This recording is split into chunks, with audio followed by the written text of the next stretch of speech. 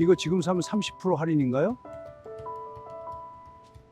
저는 매일 밤 아내 몰래 대형마트로 향합니다. 어젯밤 아내가 잠든 걸 확인하고 몰래 안방 서랍을 열었습니다. 떨리더군요. 숨겨둔 은행 고지서를 꺼내 보는데 가슴이 철렁 내려앉았습니다. 담보대출 4억 2천만 원, 연체이자 87만 원, 최종 독촉이라고 찍혀 있었어요. 판교 15억짜리 아파트에 살고 부부 합산 연금이 450만 원입니다. 35년 건설회사 다니며 임원까지 올랐던 사람이에요. 그런 제가 지금 새벽 마트 30% 할인 코너를 기웃거리며 뒤돌아봅니다. 혹시 아는 사람 볼까봐요. 저는 과연 이 지옥에서 빠져나왔을까요? 그럼 은빛톡톡 채널에서 그 기막힌 사연을 시작하겠습니다. 시청 전 구독과 좋아요를 누르시면 여러분의 노후 통장에 기적이 찾아올 수 있습니다. 2021년 2월의 어느 금요일이었습니다. 제 인생에서 가장 뭉클했던 날이기도 하고 동시에 가장 불안했던 날이기도 했어요. 서울 강남에 있는 중견건설회사 본사 17층 회의실에서 제 퇴직식이 열렸습니다. 35년 근속이었어요. 1986년 입사했으니까 정말 한 우물만 판 셈이죠. 대리로 시작해서 과장, 차장, 부장 거쳐서 마지막엔 상무까지 달았습니다. 건설 경기가 좋을 때도 있었고 IMF 때처럼 지옥 같을 때도 있었지만 한 번도 이직 생각 안 하고 버텼어요. 퇴직식장에서 사장님이 제 손을 잡으시면서 그러시더라고요. 상무님 덕분에 우리 회사가 여기까지 왔습니다. 정말 고생 많으셨어요. 그 말 듣는데 눈시울이 붉어지는 걸 어쩔 수가 없었습니다. 후배들이 꽃다발 주고 기념패 주고 다들 박수 쳐주고요. 저는 그날 짧은 소감을 말했습니다. 35년이 길다면 길고 짧다면 짧습니다. 여러분과 함께 일할 수 있어서 영광이었습니다. 이제 저는 제2의 인생을 시작하려 합니다. 여러분도 건강하시고 회사도 번창하길 바랍니다. 그렇게 말하고 회의실을 나왔어요. 퇴직금 명세서를 받았습니다. 2억 원 정확히요. 35년 일한 대가치고 많다고 할 순 없지만 그래도 목돈이었어요. 집에 와서 아내와 마주 앉았습니다. 통장 정리를 했어요. 제 국민연금이 월 180만 원 나옵니다. 아내는 약사거든요. 동네 약국에서 38년을 일했어요. 약사 연금으로 월 270만 원 받습니다. 둘이 합치면 450만 원이에요. 여기에 퇴직금 2억까지 있으니까 우리 노후는 안정적이다 그렇게 생각했습니다. 판교 삼평동 아파트는 그때 시세로 15억이었어요. 42평인데 대출 한 푼 없이 완전히 우리 집이었습니다. 2005년에 8억 주고 샀던 건데 16년 만에 2배 가까이 오른 거죠. 주변에서 부러워했어요. 회사 동기들 만나면 누군가 꼭 그랬습니다. 야, 박상무는 팔자 좋다. 판교에 아파트 있지 마누라가 약사지 연금도 투둑하지. 그럴 때마다 저도 웃으면서 받아쳤죠. 그러니까 내가 결혼은 잘했지. 인생은 배우자 복이야. 퇴직하고 첫 달 연금이 들어오던 날을 기억합니다. 아침에 눈 떠서 핸드폰을 봤는데 문자가 와 있더라고요. 국민연금공단 180만 원 입금. 그걸 보는데 괜히 뭉클했어요. 35년 동안 매달 떼어갔던 돈이 이제 제게 돌아오는구나. 아내한테 보여줬더니 아내도 웃으면서 나도 왔어. 270만 원.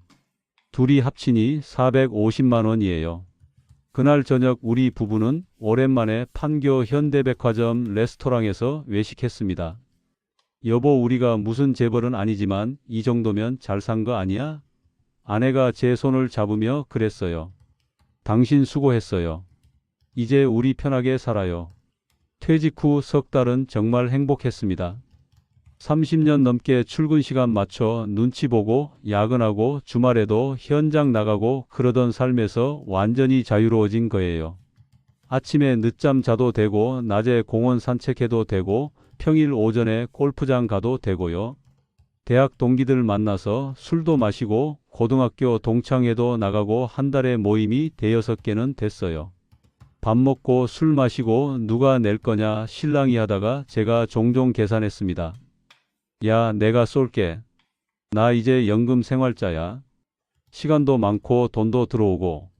그러면 친구들이 웃으면서 역시 상무님은 다르다니까 그랬죠. 골프를 시작했습니다. 회사 다닐 땐 바빠서 자주 못 쳤는데 이제 시간이 넉넉하니까요. 후배들이랑 월 2회 정도 라운딩을 나갔어요. 한 번 나가면 25만 원 정도 들었습니다. 그래도 괜찮다고 생각했어요. 450만 원 받으니까 이 정도는 써도 된다고요. 교회 헌금도 줄이지 않았습니다. 11조 포함해서 월 50만 원 정도 냈어요. 30년 넘게 다닌 교회인데 은퇴했다고 줄이면 쪽팔리잖아요. 그때만 해도 몰랐습니다. 450만 원이 통장에 찍힌다고 해서 450만 원을 쓸 수 있는 게 아니라는 걸요. 연금이 들어오기 무섭게 빠져나가는 돈들이 있다는 걸 진지하게 계산해 본 적이 없었어요.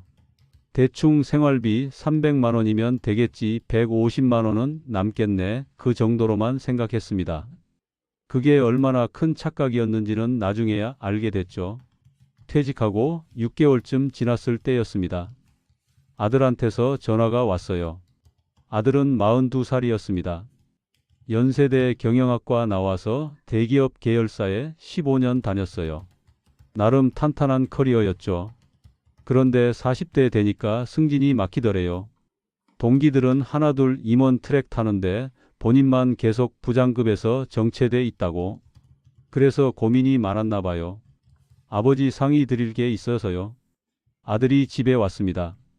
거실에 앉아서 한참 말을 못하다가 조심스럽게 꺼냈어요. 저 MBA 유학 가고 싶은데요. 처음엔 귀를 의심했습니다. 뭐? 유학? 너 40이 넘었는데 무슨 유학이야? 아들이 설명하더라고요. 요즘 40대 MBA 유학 많이 간다고. 특히 미국 유명 경영대학원 나오면 헤드헌터들이 러브콜 보낸다고. 선배 중에 미국 MBA 하고 돌아와서 글로벌 건설사 임원된 케이스도 있다고요. 저는 반신반의했습니다. 나이도 있는데 정말 될까? 아들이 자료를 보여줬어요. 이미 학교도 알아봤고 합격 통보도 받았대요. 미국 동부 쪽 유명 경영대학원이었습니다. 학비가 1년에 8천만 원 정도 들고 생활비까지 합치면 2년간 총 2억 5천만 원 필요하다고 했어요. 저는 깜짝 놀랐죠. 2억 5천? 그게 어디 작은 돈이야? 아들이 고개를 숙였습니다. 아버지 죄송합니다. 근데 제가 지금 회사에서 더 이상 올라갈 길이 없어요. 이대로 있으면 10년 뒤에 명예퇴직 대상 1순위예요. 차라리 지금 투자해서 글로벌 인재로 거듭나는 게 낫지 않을까요? 그 말이 일리 있게 들렸어요. 실제로 요즘 대기업들이 MBA 출신 선호한다는 얘기 들었거든요. 아내와 상의했습니다. 여보, 아들이 MBA 간다는데 어떻게 생각해? 아내는 난색을 표했어요. 40이 넘어서 무슨 유학이야. 그냥 지금 회사에서 버티는 게 낫지 않아? 저는 아내를 설득했습니다. 여보, 요즘 시대가 달라. MBA 나오면 정말 다르다니까. 우리 아들 스펙 하나 더 쌓아주자. 아내가 한숨 쉬며 말했어요. 퇴직금 2억밖에 없는데 2억 5천을 어떻게 돼? 저는 계산기를 두드렸습니다. 퇴직금에서 1억 5천 쓰고 나머지는 내가 어떻게든 마련할게. 결국 송금했습니다. 첫 학기 등록금 명목으로 1억 5천만 원을 아들 통장에 넣어줬어요. 아들이 공항 가기 전에 집에 들렀습니다. 아버지, 어머니 정말 감사합니다. 꼭 성공해서 보답하겠습니다. 그 말을 믿었어요. 우리 아들이 2년 뒤엔 글로벌 인재가 되어 돌아올 거라고요. 주변에 자랑했습니다. 골프장에서 후배들 만나면 우리 아들 미국 MBA 한다고 말했어요. 후배들이 오, 역시 상무님 아드님은 다르시네요 그랬죠. 교회에서도 얘기했습니다. 집사님 아드님 대단하시네요. 미국 유학 보내시고. 그럴 때마다 뿌듯했어요. 2억 5천이 아깝지 않았습니다. 이건 투자라고 생각했거든요. 아들의 미래에 대한 투자. 2년간 아들한테서 소식이 왔습니다. 학업 잘하고 있다고.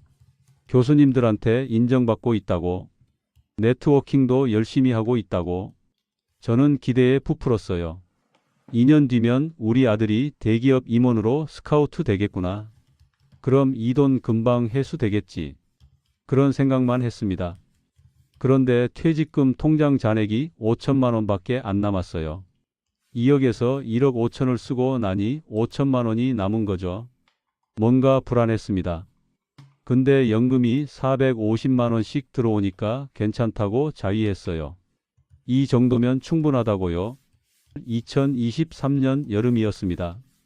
아들이 MBA 과정을 마치고 한국에 돌아왔어요. 인천공항에 마중 나갔습니다. 2년 만에 보는 아들이 좀 더 의젓해 보이더라고요. 수트 입은 모습이 제법 전문가 같았어요. 아들아 고생했다. 이제 새 출발이다. 제가 아들 어깨를 두드렸습니다. 아들은 귀국하자마자 이력서를 넣기 시작했어요. 글로벌 건설사 국내 지사 몇 군데 넣고 외국계 컨설팅 펌에도 넣고요. 저도 제 인맥을 동원했습니다. 후배들한테 전화해서 우리 아들 미국 MBA 나왔는데 좋은 자리 없냐고 물어봤어요. 후배들이 알아보겠다고는 했는데 시원한 대답이 없었습니다. 한 달이 지나고 두 달이 지났습니다. 연락 오는 곳이 없었어요. 면접 기회조차 안 주더라고요. 아들이 좌절하기 시작했습니다. 아버지 이상해요. MBA 나오면 헤드헌터들이 연락 온다고 했는데 아무도 안 와요. 저도 당황스러웠어요. 2억 5천이나 드렸는데 이게 뭐야? 석 달쯤 지나서 한 군데서 연락이 왔습니다. 중견 건설사였는데 연봉이 기대에 못 미쳤어요. 게다가 직급도 부장급 유지였습니다. MBA 했는데 승진도 안 되고 연봉도 그대로라고요. 아들이 거절했습니다. 이런 조건이면 MBA 한 의미가 없잖아요. 그러다 아들이 제안을 했어요. 아버지 차라리 제가 회사를 차리겠습니다. 뭐? 회사? 네, 컨설팅 회사요. 아버지가 평생 건설업 하셨잖아요. 그 인맥이랑 제 MBA 지식을 합치면 시너지가 날 것 같아요. 건설 경영 컨설팅 회사를 만들어서 중소 건설사들 대상으로 경영 자문을 해주는 거예요. 처음엔 말도 안 된다고 생각했습니다. 너 사업 경험도 없잖아. 근데 아들이 사업 계획서를 보여주더라고요. 나름 그럴듯했어요. 시장 분석도 돼 있고 예상 매출도 적혀 있고요. 타깃 고객은 연 매출 500억 이하 중소 건설사. 이런 회사들은 전문 경영 인력이 부족하니까 외부 컨설팅이 필요하다는 논리였습니다. 초기 자본이 얼마나 드냐고 물었더니 1억 2천만 원 정도 필요하다고 했어요. 강남에 사무실 얻어야 하고 인테리어 해야 하고 직원 한두 명 뽑아야 하고 6개월치 운영비가 필요하다고요. 퇴직금 잔액이 5천만 원밖에 안 남았다고 했더니 아들이 그럼 나머지는 제가 대출받을게요 했습니다. 아내한테는 말 못했어요. 이미 1억 5천 쓴 것도 불만이었는데 또 5천을 쓴다고 하면 난리 날 게 뻔했거든요. 그래서 아내 몰래 제 비상금을 썼습니다. 아내도 약국 다니면서 모은 돈 3천만 원 정도를 따로 예금에 넣어뒀거든요. 저도 회사 다니면서 조금씩 모은 게 있었어요. 그걸 합쳐서 1억 2천을 만들었습니다. 퇴직금 잔액 5천 더하기 제 비상금 4천 더하기 아내 비상금 몰래 빼서 3천. 총 1억 2천만 원이요. 아들이 회사를 설립했습니다. 상호는 KJ건설 경영 컨설팅이었어요. 강남 테헤란로 인근에 작은 사무실을 얻고 인테리어하고 직원 1명 뽑고요. 오픈 첫날 제가 화환을 보냈습니다. 사무실에 가봤더니 제법 그럴듯하더라고요. 아들이 수트 입고 명함 건네는 모습이 대견했어요. 잘 될 것 같았습니다. 초반 석 달은 괜찮았어요. 제 인맥으로 프로젝트 2건 따냈거든요. 중소 건설사 경영 진단 용역이었는데 건당 2천만 원씩 받았습니다. 아들이 신나서 전화했어요. 아버지 덕분에 첫 매출 올렸어요. 역시 아버지 인맥이 대단하시네요. 저도 뿌듯했죠. 봐라 우리 아들 잘하잖아. MBA가 헛되지 않았어. 골프장에서 후배들한테 또 자랑했습니다. 우리 아들이 컨설팅 회사 차려서 벌써 매출 올렸어. 후배들이 축하한다고 술 한잔하자고 해서 그날 제가 계산했어요. 50만 원 넘게 나왔는데 기분 좋게 긁었습니다. 이 정도 쓸만하다고 생각했거든요. 그런데 6개월쯤 지나니까 분위기가 이상해졌습니다. 아들한테서 연락이 뜸했어요. 제가 먼저 전화하면 바쁘다고 짧게 끊고요. 한 번은 사무실에 들렀는데 직원이 혼자 앉아 있더라고요. 사장님은요? 외근 나가셨어요. 그런데 표정이 어둡더라고요. 집에 와서 아들한테 전화했습니다. 요즘 일 어때? 아들이 한참 뒤에 대답했어요. 아버지 솔직히 좀 힘들어요. 프로젝트가 안 들어와요. 심장이 철렁했습니다. 왜 안 들어오는데? 아들 설명으로는 대기업들이 내부 인력으로 다 처리하고 외부 컨설팅을 잘 안 쓴대요. 중소기업들은 컨설팅비 낼 여유가 없고요. 초반 2건은 제 인맥 덕분이었는데 그것도 한계가 있었던 거예요. 매달 고정비가 나간다고 했습니다. 사무실 임대료 월 300만 원, 직원 월급 250만 원, 통신비랑 잡비 합쳐서 월 600만 원 이상 나간대요. 매출은 없는데 지출만 계속되니까 적자가 쌓이는 거죠. 아들이 조심스럽게 물었습니다. 아버지 혹시 조금만 더 도와주실 수 있어요? 한 달에 300만 원씩만 6개월만 버티면 대형 프로젝트 하나 들어올 것 같거든요. 저도 막막했어요. 퇴직금은 다 썼고 제 비상금도 바닥났고 아내 비상금도 몰래 쓴 상태였거든요. 어떻게 300만 원씩 준단 말이야? 아들이 간절하게 말했습니다. 아버지 지금 접으면 1억 2천이 다 날아가요. 조금만 더 버티면 살릴 수 있어요. 제발 도와주세요. 저는 고민했습니다. 1억 2천을 날릴 순 없잖아요. 여기서 조금만 더 버티면 정말로 회생할 수도 있고요. 그래서 카드를 돌리기 시작했습니다. 제 카드로 현금 서비스 받아서 아들한테 보내주고요. 한 달에 200만 원에서 300만 원씩 그렇게 6개월을 버텼어요. 그러는 동안 제 생활비 지출도 통제가 안 됐습니다. 골프를 끊어야 하는데 못 끊었어요. 후배들이 연락 오면 괜히 체면 때문에 나갔거든요. 한 번 나가면 25만 원, 월 2회면 50만 원. 거기에 라운딩 끝나고 저녁 먹고 술 마시면 또 10만 원씩 더 나가고요. 월 4회로 늘어난 적도 있었습니다. 그럼 한 달에 골프비만 100만 원 넘게 쓴 거예요. 동기 모임도 계속 나갔습니다. 한 달에 2~3번은 모였는데 회비가 5만 원씩이고 거기서 술 마시면 추가로 또 나가고요. 제가 계산할 때도 많았어요. 야, 오늘 내가 쏜다 하면서. 왜 그랬을까요? 체면이었습니다. 나 요즘 힘들다는 소리 못 하겠더라고요. 다들 제가 판교에 살고 연금 받는다고 부러워하는데 갑자기 돈 없다고 하면 쪽팔릴 것 같았어요. 어느 날 골프장에서 후배를 만났습니다. 그 후배가 술 한잔하자고 해서 라운딩 끝나고 클럽하우스 레스토랑에 앉았어요. 맥주 마시면서 이런저런 얘기하다가 후배가 슬쩍 꺼내더라고요. 형님 혹시 재테크 관심 있으세요? 저는 별 생각 없이 뭔데? 했더니 후배가 명함을 하나 꺼냈습니다. 부동산 개발 쪽 일하는 사람이었어요. 후배가 설명했습니다. 형님 지금 판교 근처에 오피스텔 분양 들어가는 게 있어요. 입지가 진짜 좋거든요. 제가 건설업 오래 했잖아요. 이건 100% 프리미엄 붙어요. 분양가 대비 6개월 뒤면 최소 2천원 프리미엄 붙습니다. 분양권만 갖고 있다가 되팔면 되는 거예요. 저는 솔깃했어요. 분양권 투자라는 거 얘기로는 들었거든요. 계약금만 넣고 나중에 프리미엄 붙으면 되파는 거잖아요. 후배가 형님은 건설업 평생 하셨으니까 부동산 보는 눈 있으시잖아요. 이거 그냥 지나치면 나중에 후회하실 거예요. 그렇게 부추겼습니다. 얼마 필요한데? 계약금 3천만 원이요. 중도금이랑 잔금은 대출 끼면 되니까 실제 들어가는 돈은 3천에 중도금 대출이자 정도예요.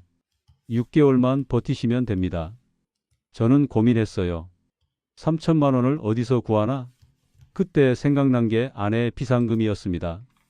이미 몰래 쓴 3천만 원 말고 아내가 또 따로 모은 돈이 있었거든요.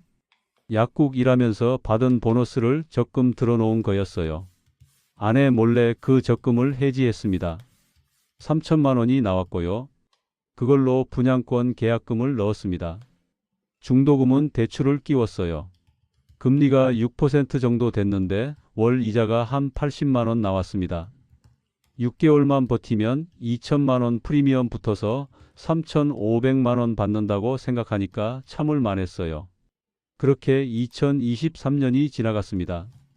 아들 회사는 계속 적자였고 저는 분양권 중도금 대출 이자를 내고 있었고 골프며 모임이며 지출은 계속됐고요. 그러면서도 저는 괜찮다고 자위했습니다. 연금이 450만 원씩 들어오니까 어떻게든 버틸 수 있다고요. 2024년 봄이었습니다. 뉴스에서 기준금리 인상 소식이 계속 나왔어요. 한국은행이 물가 잡겠다고 금리를 올린다는 거였죠. 3.5%에서 4.5%로 다시 5.0%로요. 그게 저한테 직격탄이었습니다. 제 분양권 중도금 대출 금리도 따라 올랐거든요. 처음엔 6%였는데 6.8%로 올랐다가 7.2%까지 올라갔어요. 월 이자가 80만 원에서 100만 원으로 120만 원으로 뛰었습니다. 설상가상으로 오피스텔 시장이 얼어붙었습니다. 금리가 오르니까 사람들이 대출을 안 받더라고요. 수요가 뚝 떨어진 거예요. 분양권 프리미엄은커녕 미분양이 속출했습니다. 제가 계약한 오피스텔도 분양률이 60%밖에 안 됐어요. 후배한테 전화했습니다. 야, 이거 어떻게 되는 거야? 형님 조금만 기다려보세요. 경기 살아나면 괜찮아질 거예요. 근데 그 목소리가 떨리더라고요. 본인도 확신이 없는 거죠. 6개월을 버텼는데 상황이 나아지지 않았습니다. 오히려 악화됐어요. 분양권 시세를 알아봤더니 제가 3천만 원에 산 게 지금은 1,500만 원도 안 된대요. 절반으로 떨어진 거죠. 게다가 중도금 대출 이자는 계속 나가고요. 이대로 가면 나중에 잔금까지 치러야 하는데 그럴 돈도 없고 결국 손절하기로 했습니다. 1,500에 금매로 내놨는데 그것도 팔리지 않았어요. 결국 1천만 원에 넘겼습니다. 3천만 원 넣고 6개월간 이자 총 600만 원 내고 1천만 원 받았으니 실제 손실이 2,600만 원이에요.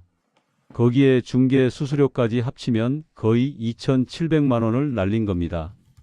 아내 비상금 3천만 원 중에 거의 다 날아간 거죠. 그 무렵 아들한테서도 연락이 왔습니다. 아버지 회사 접어야 할 것 같아요. 심장이 내려앉았어요. 1년 반을 버텼는데 결국 폐업한다고요? 아들 설명으로는 더 이상 버틸 수가 없대요. 매출은 초반 2건 이후로 전무하고 매달 600만 원씩 고정비만 나가니까 누적 적자가 1억이 넘었다고요. 직원도 내보냈고 사무실도 뺐대요. 아들아, 그럼 그동안 들어간 돈이 얼마야? 초기 투자 1억 2천에 아버지가 보태주신 거 1,800 합쳐서 총 3억쯤 들어갔어요. 회수는요? 초반 매출 4천만 원이 전부예요. 결국 2억 6천만 원이 날아간 겁니다. 전화 끊고 한참을 멍하니 앉아 있었습니다. MBA 유학비 2억 5천, 회사 설립 및 운영 3억, 제 부동산 투자 손실 2,700만 원, 다 합치면 5억 7,700만 원이에요. 제 퇴직금 2억은 이미 바닥났고 아내 비상금도 몰래 쓴 상태고 카드비까지 쌓여 있었습니다. 그때 미친 생각을 했습니다. 집을 담보로 잡으면 되잖아. 판교 아파트가 15억인데 담보 대출 받으면 되지 않나? 은행에 갔습니다. 상담을 받았더니 LTV 40%까지 가능하다고 했어요. 15억에 40%면 6억입니다. 근데 저는 4억만 빌렸어요. 너무 많이 빌리면 나중에 갚기 힘들 것 같아서요. 금리는 7%였습니다. 월 이자가 233만 원 나왔어요. 4억을 빌려서 아들 회사 정리하는데 1억 5천 썼고 제 부동산 손실 메우는데 700 쓰고 카드빚 갚는데 800 쓰고 나머지 1억은 생활비 통장에 넣어뒀습니다. 앞으로 생활비 부족분을 여기서 꺼내 쓰려고요. 아내한테는 비밀이었어요. 공동명의긴 한데 서류상 제 혼자 처리가 가능했거든요. 아내가 알면 난리 날 게 뻔했으니까요. 이자만 꼬박꼬박 갚으면 들킬 리 없다고 생각했습니다. 월 233만 원. 연금 450만 원에서 충분히 감당 가능한 금액이라고 자위했어요. 그제야 정신이 번쩍 들었습니다. 연금 450만 원에서 실제로 손에 쥐는 돈이 얼마인지 계산해 봤어요. 건강보험료부터 계산했습니다. 판교 아파트 15억짜리 재산에 연금 소득까지 합산되니까 점수가 엄청 높게 나왔어요. 부부 합쳐서 월 52만 원이 건강보험료로 나갔습니다. 회사 다닐 땐 회사가 절반 부담해줘서 몰랐는데 퇴직하니까 전액 제 부담이더라고요. 관리비를 받습니다. 42평 아파트 관리비가 기본으로 월 30만 원 나가고 겨울에 난방비 포함하면 65만 원까지 나갈 때도 있었어요. 평균 잡으면 월 48만 원 정도 됐습니다. 재산세가 연 240만 원이었어요. 월로 나누면 20만 원. 7월하고 9월에 반씩 나오는데 그 달은 갑자기 120만 원씩 빠져나가니까 숨이 막혔습니다. 자동차 유지비도 만만치 않았어요. 보험료가 월 15만 원, 기름값이 월 20만 원, 자동차세 연 60만 원 합치면 월 35만 원은 기본이었습니다. 퇴직했으니 차 팔까도 생각했는데 판교에서 차 없이 어떻게 살아요? 병원도 가야 하고 마트도 가야 하고 친구들 만나러도 가야 하는데요. 통신비가 월 18만 원 나갔습니다. 핸드폰 2대에 인터넷 결합 상품이었어요. 보험료도 있었습니다.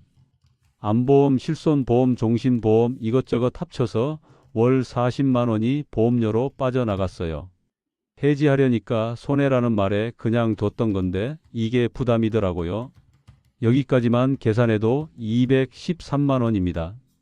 건강보험료 52만 원, 관리비 48만 원, 재산세 20만 원, 차량 유지비 35만 원, 통신비 18만 원, 보험료 40만 원. 그런데 이게 끝이 아니에요. 담보대출 이자 233만 원이 추가됩니다. 합치면 446만 원이에요.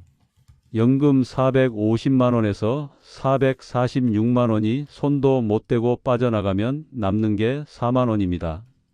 두 사람이 한 달을 4만 원으로 먹고 살아야 해요. 말이 됩니까? 이게 말이 돼요? 저는 그제야 깨달았습니다. 450만 원이 통장에 찍힌다고 해서 450만 원을 쓸 수 있는 게 아니라는 걸요. 골프를 끊었습니다. 후배들한테 연락 와도 핑계대고 안 나갔어요. 몸이 안 좋다, 일정이 있다 그렇게 둘러댔죠. 동기 모임도 안 나갔습니다. 교회도 슬쩍 빠지기 시작했어요. 헌금 낼 돈이 없었거든요. 하나 마트를 갈 때마다 가격표만 봤습니다. 계란 한 판이 9,000원, 배추 한 포기가 6,000원, 삼겹살은 100g에 3,500원이더라고요. 소고기는 언제 먹었는지 기억도 안 나요. 밥상에서 고기 반찬이 사라졌습니다. 두부, 콩나물, 계란 그것도 마감 할인으로 산 것들이요. 밤 11시가 넘으면 마트 마감 할인이 시작됩니다. 30% 할인 스티커 붙은 반찬들, 50% 할인 붙은 도시락들, 저는 그걸 사러 몰래 집을 나섰어요. 아내가 잠든 걸 확인하고요. 모자를 눌러 쓰고 마스크를 쓰고 마트 구석으로 갔습니다. 혹시 아는 사람 볼까봐 뒤를 돌아보면서요. 할인 코너에서 두부 하나, 콩나물 한 봉지 반찬 두어 개 담았습니다. 계산대에 서는데 심장이 쿵쾅거렸어요. 카드 한도 초과 뜨면 어쩌지? 다행히 결제는 됐습니다. 9,800원. 그 돈이 아까워서 한밤중에 마트를 온 겁니다. 35년 건설회사 상무 지낸 사람이요. 판교 15억 아파트 주인이요. 연금 450만 원 받는 사람이요. 집에 와서 냉장고에 넣는데 눈물이 났습니다. 내가 이러려고 평생을 일했나? 아내한테는 들키지 않으려고 조심했어요. 아내가 장 보고 와서 한숨 쉬는 소리 들리면 가슴이 아팠습니다. 여보, 요즘 물가가 왜 이래? 10만 원 들고 갔는데 이것밖에 못 샀어. 저는 대답을 못 했어요. 미안해서요. 어느 날 아내가 쓰러졌습니다. 거실에서 청소하다가 갑자기 어지럽다더니 주저앉는 거예요. 119 불러서 응급실 갔습니다. 검사 결과 스트레스성 고혈압이랑 빈혈이었어요.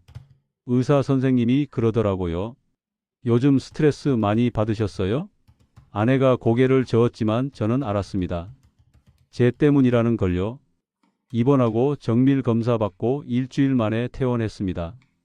계산서를 받았는데 320만 원이었어요. 320만 원.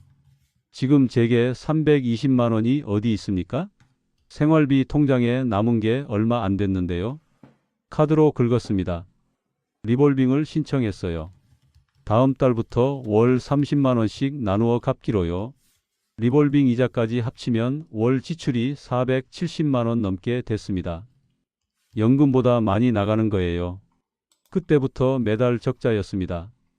연금 450만 원 들어오면 지출이 470만 원. 20만 원 모자라요. 그걸 생활비 통장에서 빼서 메웠습니다. 한 달 20만 원, 두 달 40만 원, 석 달 60만 원, 그렇게 1년 반 버티니까 생활비 통장 1억이 바닥났어요. 2024년 가을이었습니다. 은행에서 독촉 전화가 왔어요. 고객님, 대출 이자 2개월 연체되셨습니다. 연체 이자가 87만 원입니다. 빨리 납부 부탁드립니다. 저는 패닉 상태였습니다. 돈이 없어요. 어떻게 내요? 3개월 연체되시면 담보물 처분 절차 들어갑니다. 그 말에 정신이 번쩍 들었어요. 집이 경매로 넘어간다는 얘기였거든요. 어느 날 아내가 은행에 다녀온다고 했습니다. 통장 정리 좀 하고 온다고요. 저는 거실에서 TV를 보고 있었는데 불안했어요. 혹시 들키는 거 아닌가? 1시간쯤 지나서 현관문이 열렸습니다. 아내 얼굴이 하얗게 질려 있었어요. 손에 서류 뭉치를 들고 있었고요. 여보, 이게 뭐야? 아내가 종이를 탁 내려놨습니다. 대출 상환 내역서였어요. 은행에서 떼어온 거예요. 담보대출 4억이 왜 있어? 심장이 멎는 줄 알았습니다. 여보, 그게... 설명해봐. 내가 모르는 대출이 왜 우리 집에 있냐고. 저는 모든 걸 털어놨습니다. 아들 MBA 비용 2억 5천, 회사 설립 비용 1억 2천, 제 부동산 투자 손실 2,700 합쳐서 5억 7,700이 나갔다고. 퇴직금은 이미 바닥났고 아내 비상금도 몰래 썼다고. 그래서 집 담보로 4억을 빌렸다고요. 아내는 말없이 듣고 있었습니다. 당신이 나한테 1억 5천만 줬다고 했지. 근데 실제로는 5억 7천을 쓴 거야? 저는 고개를 숙였습니다. 그럼 내 비상금은? 약국에서 30년 모은 내 돈은? 그것도 아들한테 갔어요. 아내 목소리가 떨렸습니다. 얼마? 6천만 원이요. 아내가 의자에서 벌떡 일어났습니다. 미쳤어. 당신 정말 미쳤어. 30년 결혼 생활에서 아내가 소리 지르는 걸 처음 봤습니다. 나는 밤낮으로 약국에서 일했어. 명절도 없이 설날 추석에도 당직 서면서 모았어. 그걸 왜 당신 맘대로 써? 아들이 힘들다고 해서? 그게 우리 노후 자금이야. 우리 늙어서 병원 갈 돈이고 죽을 때 쓸 돈이야. 저는 아무 말도 못했습니다. 아내 말이 다 맞았으니까요. 당신 때문에 우리 집도 날아가는 거야? 이대로 가면 경매 넘어가는 거야? 저는 고개를 끄덕였습니다. 이자를 못 갚으면 그럴 수도 있어요. 아내 얼굴에서 핏기가 완전히 사라졌습니다. 그날 밤 아내는 짐을 쌌습니다. 어디 가는 거야? 친정 갈 거야. 당신 얼굴 보기 싫어. 저는 아내 손을 붙잡았습니다. 여보, 미안해. 잘못했어. 제발. 아내가 제 손을 뿌리쳤습니다. 미안하면 뭐해? 돈이 돌아와? 30년 같이 산 사람한테 이렇게 거짓말을 해? 아내 눈에서 눈물이 흘렀습니다. 분노가 아니었어요. 배신감이었습니다. 나는 당신 믿었어. 당신이 가장이니까 알아서 하겠지 했어. 그런데 이게 뭐야? 우리 노후를 통째로 아들한테 갖다 바쳤잖아. 그 말이 칼처럼 가슴에 꽂혔습니다. 아내는 친정으로 가지 않았습니다. 대신 집 안에서 별거를 시작했어요. 작은 방으로 들어가더니 나오지 않았습니다. 식사도 따로 했어요. 제가 거실에 있으면 안방에 있고 제가 안방 가면 거실로 나오고요. 같은 집에 사는데 서로 얼굴을 안 보는 겁니다. 일주일쯤 지나서 아내가 조건을 제시했습니다. 이혼은 안 할 거야. 근데 3가지 조건이 있어. 첫째, 아들과 경제적으로 완전히 끊어. 단 한 푼도 더 주지 마. 둘째, 이 집 팔아. 대출 갚고 남는 돈으로 지방 가서 작은 집에서 다시 시작하자. 셋째, 앞으로 모든 돈은 같이 관리해. 숨기는 통장 하나도 없이. 저는 3가지 다 받아들였습니다. 선택의 여지가 없었어요. 아들한테 전화했습니다. 아들아, 아버지가 더 이상 도와줄 수 없다. 미안하다. 아들이 한참 침묵하더니 알겠습니다 하고 끊었어요. 그 뒤로 2달 동안 연락이 없었습니다.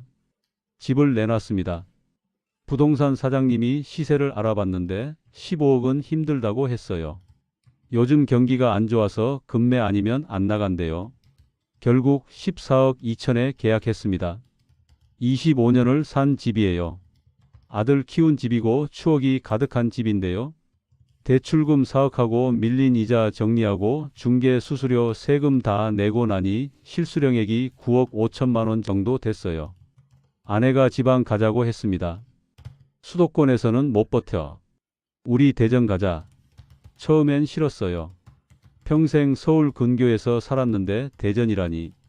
근데 현실을 보니 답이 없더라고요. 대전 둔산동에 28평 아파트를 6억에 샀습니다. 20년 된 건물이지만 깨끗했어요. 주변에 공원도 있고 시장도 가깝고 조용했습니다. 남은 돈 3억 5천만 원은 적금에 넣었어요. 아내와 약속했습니다. 이 돈은 무슨 일이 있어도 안 건드린다. 병원비, 장례비 진짜 급할 때만 쓴다. 차도 팔았습니다. 대전은 버스랑 지하철이 잘 돼 있어서 차 없이도 괜찮더라고요. 보험도 정리했어요. 필요 없는 거 해지하니까 월 40만 원에서 15만 원으로 줄었습니다. 골프 모임, 교회, 경조사 어차피 대전으로 오니까 자연스럽게 다 정리됐어요. 새로 계산했습니다. 연금 450만 원. 작은 집으로 오니까 관리비가 22만 원으로 줄었어요. 건강보험료도 재산이 줄어서 32만 원으로 내려갔고요. 재산세는 월 8만 원 통신비, 18만 원 보험료, 15만 원 합치면 고정 지출이 95만 원입니다. 450만 원에서 빼면 355만 원이 남아요. 두 사람이 한 달 살기에 넉넉하진 않지만 적자는 안 납니다. 처음으로 숫자가 맞는 삶이었습니다. 지금 돌이켜 생각해보면 제가 착각한 게 몇 가지 있었어요. 첫째는 450만 원이 내 돈인 줄 착각한 겁니다. 연금이 450만 원 들어온다고 해서 450만 원을 쓸 수 있는 게 아니에요. 거기서 건강보험료 빠지고 관리비 빠지고 세금 빠지고 나면 절반도 안 남습니다. 둘째는 자식 스펙 투자가 안전하다고 착각한 겁니다. MBA 나오면 헤드헌팅 된다, 회사 차리면 성공한다, 그런 보장 어디에도 없어요. 2억 5천 들여서 MBA 보냈는데 취직도 안 됐습니다. 3억 들여서 회사 차렸는데 1년 반 만에 문 닫았어요. 자식 교육은 투자가 아니라 소비입니다. 회수 기대하면 안 돼요.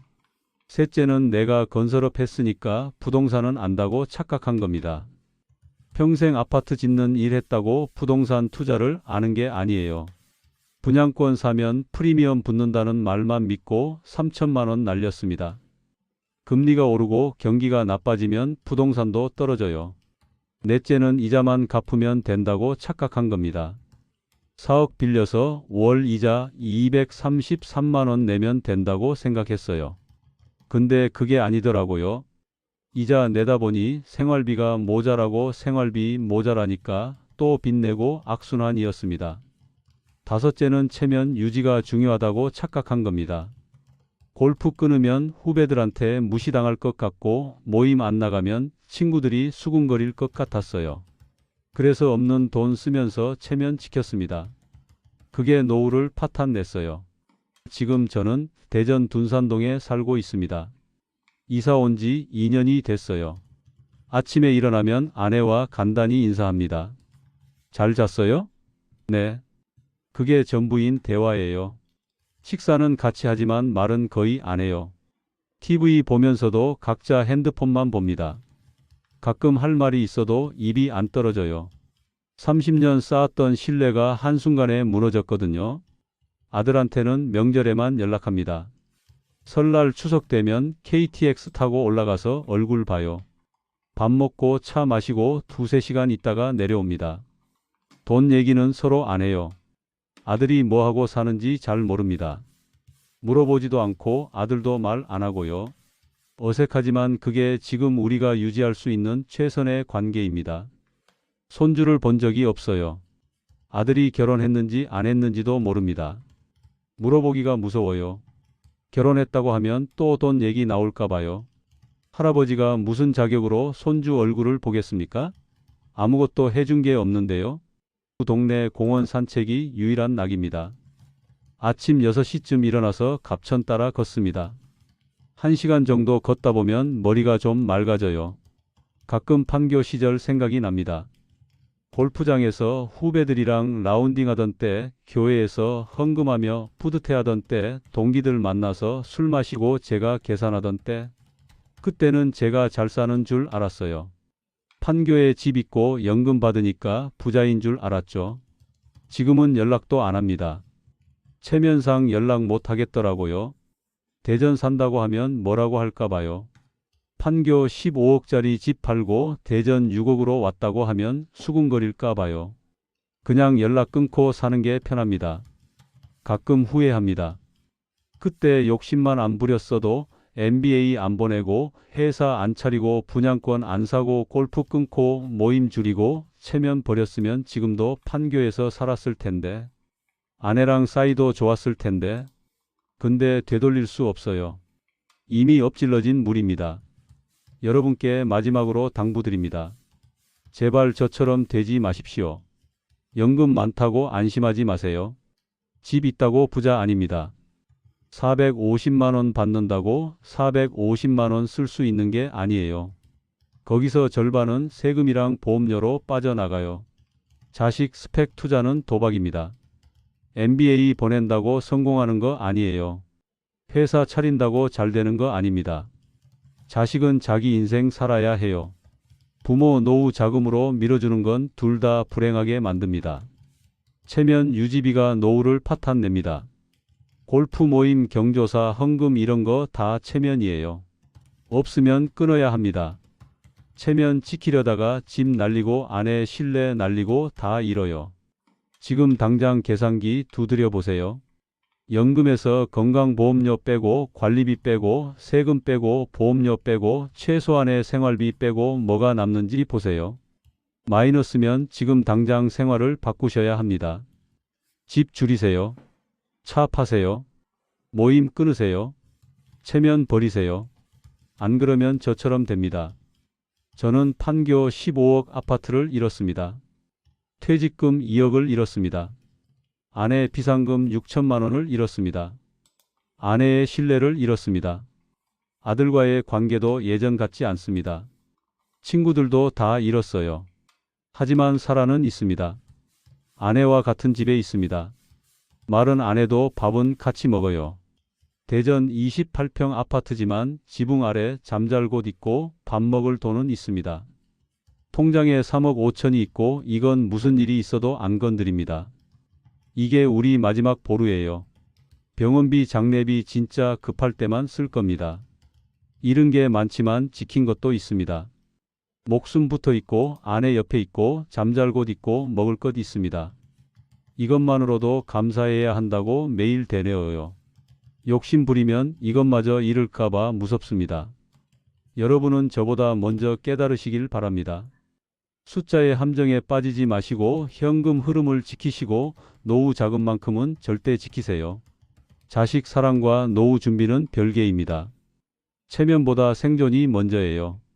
그게 제가 바닥까지 내려가서 배운 교훈입니다. 긴 이야기 끝까지 들어주셔서 감사합니다.